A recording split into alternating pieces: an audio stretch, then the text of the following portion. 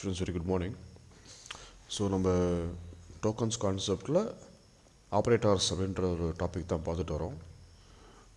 So far இது வரைக்கும் பார்த்திங்க அப்படின்னா நம்ம ஒரு 5 ஆப்ரேட்டர்ஸ் வந்து முடிச்சிருப்போம். நம்ம இன்றைக்கி டிஸ்கஸ் பண்ணக்கூடிய ஆப்ரேட்டர் நேம் அப்படின்றது பார்த்திங்க அப்படின்னா கண்டிஷ்னல் ஆப்ரேட்டர். நம்ம இதுதான் இன்றைக்கி பார்க்க போகிறோம். அப்போ கண்டிஷ்னல் ஆப்ரேட்டர் அப்படின்றது என்ன? இதுலேயே ஒரு மீனிங் வந்துடுது, என்னன்னா கண்டிஷன். அப்போ கண்டிஷன் அப்படின்றது நம்ம ஆல்ரெடி சொல்லியிருப்போம். அப்போ கண்டிஷன் அப்படின்றது இந்த இடத்துல என்ன அப்படின்னா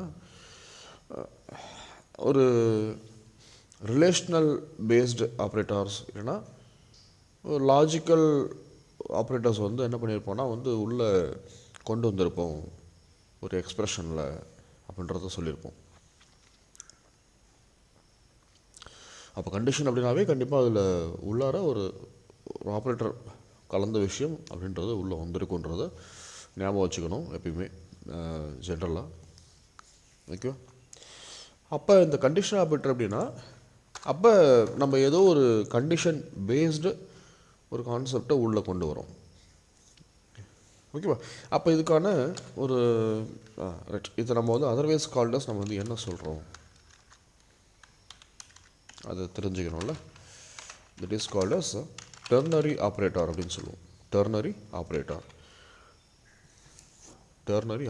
அப்படின்னு சொல்லிட்டு சொல்லுவோம். ஓகே, இதுக்கான சின்டாக்ஸ் வந்து பார்த்தீங்க அப்படின்னா சின்டாக்ஸ் வந்து expression 1 question mark expression 2 colon expression 3.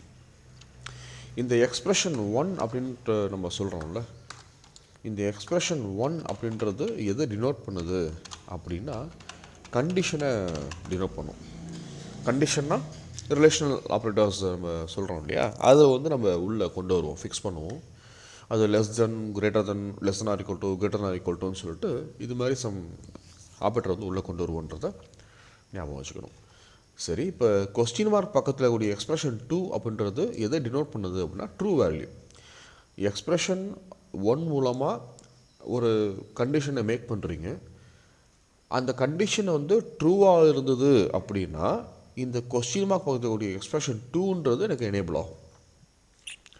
அது பூலியனாக இருக்கலாம், இல்லைனா வந்து நம்ம அதுலேருந்து வரக்கூடிய ஒரு ஸ்டேட்மெண்ட்டை நான் ஸ்ட்ரிங்கில் ஸ்டோர் பண்ணி அதை எக்ஸிக்யூட் பண்ணலாம், வாட் எவர் இட் இஸ், ரைட்டா?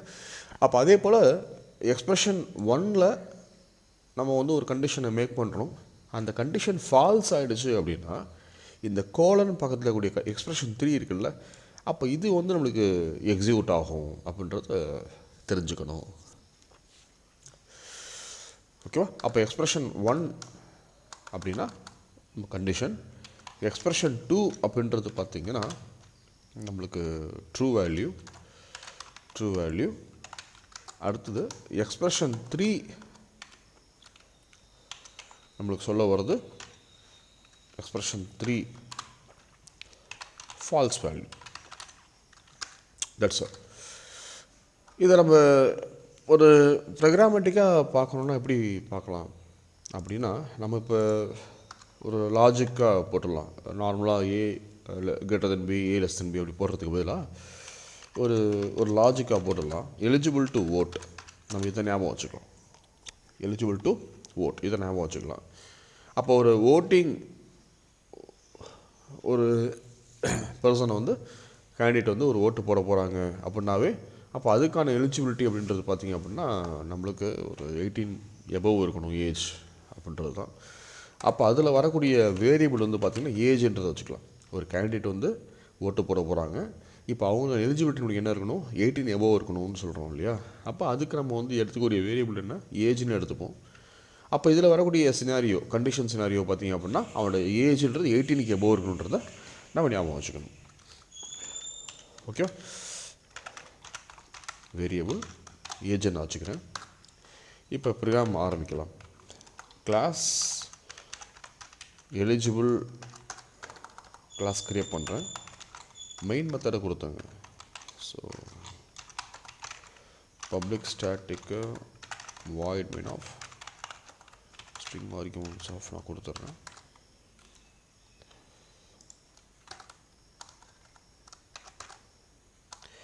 இன்டீஜரில் ஏஜை டிக்ளேர் பண்ணிக்கிறேன். ரன் டைமில் யூஸ் பண்ணுறதால நான் இதை யூஸ் பண்ணிக்கிறேன். Data input stream ds equal to new data input stream of system.in கொடுத்துட்றேன். இப்போ இந்த கிளாஸ் யூஸ் பண்ணுறதால நம்ம என்ன பண்ணணும், பேக்கேஜை இம்போர்ட் பண்ணி ஆகணும். அதனால் இம்போர்ட் பண்ணிடாது. அப்போ இம்போர்ட் java.io.star semicolon இதை கொடுத்துருங்க. அடுத்தது பார்த்தீங்க அப்படின்னா system.out.println enter ஏஜ்னு கொடுக்குறேன். Age equal to integer dot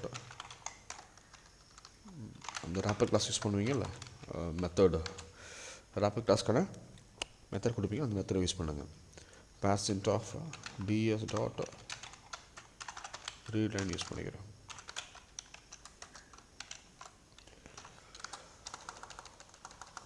இப்போ நம்ம என்ன பண்ணலாம்னா கண்டிஷனை ஃபிக்ஸ் பண்ணிக்கலாம். அதுக்கு முன்னாடி நம்ம ஸ்ட்ரிங்கில் வந்து ஒரு ஆப்ஜெக்ட் நான் க்ரியேட் பண்ணிடுறேன். ஸ்ட்ரிங்கில் நான் ரிசல்ட் அப்படின்னு ஒரு ஆப்ஜெக்ட் நான் க்ரியேட் பண்ணுறேன். க்ரியேட் பண்ணியாச்சு. இப்போ நான் என்ன பண்ணுறேன்னா ரிசல்ட்டில் வந்து result equal to age greater than 18 இது ஃபஸ்ட்டு கண்டிஷன். எக்ஸ்பிரஷன் 1ல் இதுதான் வரும். அப்போ எக்ஸ்பிரஷன் 1 அப்படின்றது எதை மீன் பண்ணுது, இந்த இடத்துல ஏஜ் greater than 18 அதை மீன் பண்ணுது. இப்போ நான் கொஸ்டின் மார்க் போட்டுடுறேன். இப்போ நான் என்ன பண்ணணும் அப்படின்னா ஏஜ் greater than 18 இருந்ததுன்னா இப்போ எனக்கு என்ன சொல்லணும், எலிஜிபிள் டு ஓட்டுன்னு சொல்லணும். அப்போ எக்ஸ்பிரஷன் 2ன்றது ட்ரூ வேல்யூ சொல்லியிருக்கோம் இல்லையா. அப்போ கொஸ்டின் மார்க் பக்கத்தில் கூடிய ட்ரூ வேல்யூ அப்படி ஞாபகம் வச்சுங்க. அடுத்தது இன்கேஸ் அந்த ஏஜ் வந்து 18க்கு மேலே இல்லை, கண்டிஷனை மாற்றி கொடுத்துருக்கோன்னு வச்சுங்களேன். அப்போ எனக்கு என்ன வரணும் அப்படின்னு சொல்லிட்டு கேட்டிங்கன்னா நாட்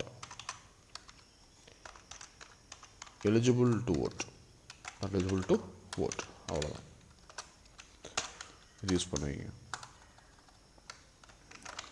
ஸோ ரொம்ப easy. system.out.println result is plus result கொடுத்துருங்க.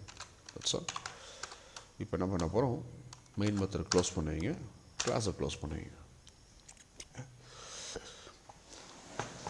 ஓகேவா. இதுக்காக நம்ம வந்து ஒரு இஃப் கண்டிஷனை யூஸ் பண்ணணுன்ற அவசியம் இல்லை. ஒரு சாதாரணமாக ஒரு கண்டிஷன் பேஸ்டு எக்ஸ்பிரஷன்ஸை நம்ம வந்து கொடுக்க போகிறோம். அப்போ அதுக்கு நம்ம வந்து இஃப் கண்டிஷனை கொடுக்கணுமா அப்படின்னா தேவையில்லை. அதுக்குள்ளே என்ன பண்ணிக்கலாம், நம்ம கண்டிஷன் ஆப்ரேட்டர்ஸ் யூஸ் பண்ணிக்கலாம். இது வந்து உங்களுக்கு ஒரே லைன்லேயே முடிஞ்சிடும். இது வந்து உங்களுக்கு ஒரே ஒரு லைன்லேயே முடிஞ்சிடும் உங்களுக்கு. இதுக்கு மேஜராக பார்த்தீங்க அப்படின்னா பூலியன்லேயும் நம்ம வந்து அவுட்புட்டை கொண்டு வரலாம், பிரச்சனை இல்லை. இல்லை நான் வந்து ஒரு இன்டிஜர் பேஸ்டு வேல்யூஸை வந்து அவுட்புட்டாக கொண்டு வரலாம். அது நம்ம இஷ்டம்தான், அது நம்ம இஷ்டம்தான். அதை நான் பார்த்துக்கலாம். மேக்ஸிமம் வந்து பார்த்திங்க அப்படின்னா நம்ம வந்து என்ன கைண்ட் ஆஃப் அவுட்புட்டை கொண்டு வரோன்றதை நாம் தான் தீர்மானிக்க போகிறோம். அது இன்டிஜராக வரணுமா இல்லை ஸ்ட்ரிங்காக வரணுமான்றதை நம்ம தான் தீர்மானிக்க போகிறோம். ஓகேவா. That's all. It is simple. இப்போ நான் சேவ் பண்ணிக்கிறேன். இது வந்து இப்போ ஃபஸ்ட்டு கிளாஸில் நான் வந்து இங்கே என்ன பண்ணிட்டேன்னா எலிஜிபிள் டாட் ஜாவான்னு சொல்லிட்டு கொடுத்துட்றேன். இப்போ என்ன பண்ண போகிறோம், ஜாவாசி எலிஜிபிள் டாட் ஜாவான்னு சொல்லிட்டு கொடுத்துட்றேன். எக்ஸப்ஷன் த்ரோ பண்ணணும்னு சொல்லுவோம், அதனால் த்ரோஸ் எக்ஸப்ஷன் கொடுத்துருங்க. த்ரோஸ் எக்ஸப்ஷனை கொடுத்துருங்க. சேவ் பண்ணுவீங்க. இப்போ திரும்ப நான் கம்பைலேஷன் பண்ணுறேன். ஓகே. இப்போ ரன் பண்ணுறது ஜாவா ஸ்பேஸ் எலிஜிபிள் நான் கொடுத்துட்றேன்.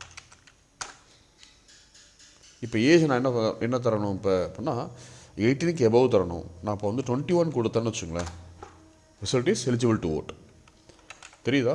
அப்போ நான் 21 தான் நான் ஏஜ் கொடுத்துருக்கேன், இன்புட்டாக கொடுத்துருக்கேன். அப்போ 21ன்றது 18க்கு கம்பேர் பண்ணும்போது பெருசு தான். அப்போ கண்டிஷன் ட்ரூவாக இருக்குது. கண்டிஷன் ட்ரூவாக இருந்தால் இந்த கொஸ்டின் மார்க் பக்கத்துடைய ஸ்டேட்மெண்ட் வந்து என்ன ஆகும், எனக்கு ரிசல்ட் போய் ஸ்டோர் ஆகும். அந்த ரிசல்ட்டை நான் வந்து பிரிண்ட் பண்ணியிருக்கேன். அப்போ ரிசல்ட் என்ன ஸ்டோர் ஆகும்னா எலிஜிபிள் டு ஓட்டு தான் ஸ்டோர் ஆக போகுது. அப்போ அவுட்புட் பார்த்தீங்கன்னா எலிஜிபிள் டு ஓட்டு வந்துட போகுதுன்றதை ஞாபகம் வச்சுக்க போகிறோம். ஓகேவா. இன்கேஸ் நம்ம கொடுக்குற வேல்யூ வந்து என்ட்ரி ஏஜ் கேட்குதா, நான் வந்து ஒரு 17 கொடுத்தேன்னு வச்சுங்களேன், பாருங்கள் நாட் எலிஜிபிள் டு ஓட். ஏன்னா 17ன்றது 18 பெருசு கிடையாது. அப்போ கண்டிஷன் ஃபால்ஸ் ஆகுது. கண்டிஷன் ஃபால்ஸ் இருந்தால் எங்கே போய்டும் நம்மளுக்கு ஆட்டோமேட்டிக்காக இந்த கோலன் பக்கத்தில் கூடிய இந்த ஸ்டேட்மெண்ட் போய்டும், நாட் எலிஜிபிள் டு ஓட். அப்போ இந்த ஸ்டேட்மெண்ட் பார்த்திங்க அப்படின்னா ரிசல்ட்டை ஸ்டோர் ஆகிட்டு ரிசல்ட் வந்து பிரிண்ட் பண்ண போகுது, நாட் எலிஜிபிள் டு ஓட்னு சொல்லிட்டு. That's very simple. ஓகே, இது கண்டிஷன் ஆப்ரேட்டர்னா இது தான். ஓகேவா, ரைட். நாளைக்கு வந்து நம்ம last operator bitwise or binary operator பார்க்கலாம். அதில் ஒரு 5 சிம்பிள்ஸ் இருக்குது, 5 ஆப்ரேட்டர்ஸ் இருக்குது. ஓகேவா, அதை நம்ம பார்த்துட்டோம் அப்படின்னா இன்ட்ரி பாயிண்ட் ஆஃப் வியூவில் மோஸ்ட்லி ஆஸ்க்டு கொஸ்டின்ஸில் பிட்வைஸ் ஆப்ரேட்டர்ஸ் கண்டிப்பாக வரும். ஒரு ஃபார்மேட்டர்ன்றது நாளைக்கு நம்ம க்ளீனாக பார்க்கலாம். ஓகேவா, ரைட். தேங்க்யூ.